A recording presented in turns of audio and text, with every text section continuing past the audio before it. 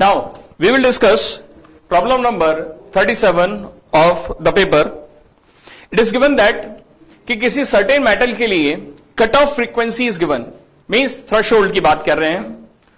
तो the minimum required energy is h nu जो given है, वो हमारे पास में बेसिकली वर्क फंक्शन की जानकारी देगी.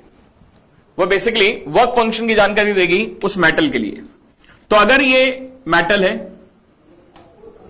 ठीक है, मेटल के लिए वर्क फंक्शन अगर हम बोल रहे हैं कट ऑफ फ्रीक्वेंसी के रेफरेंस में, तो हो गया H new.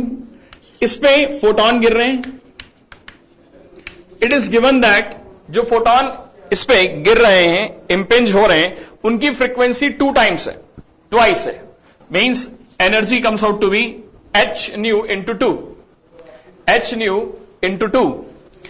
Now, the maximum possible velocity of the emitted electron.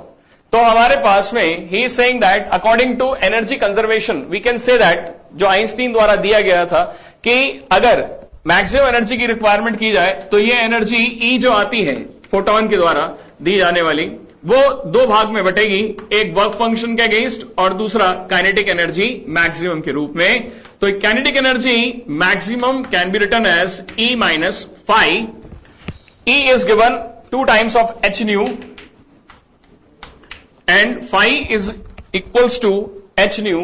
तो जब इनको सॉल्व करें तो रिजल्ट आया h nu. And we can also say, हमसे जो पूछा गया है वो है पॉसिबल वेलोसिटी. तो हाफ m v स्क्वायर, ठीक है ना, ये हो गया h न्यू के बराबर.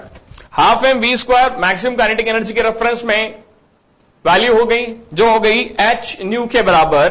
तो v लिखा जा सकता है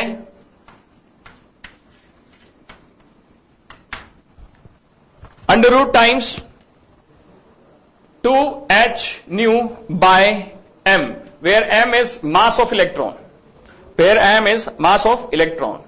ठीक है, ये हमारे पास में द वेलोसिटी.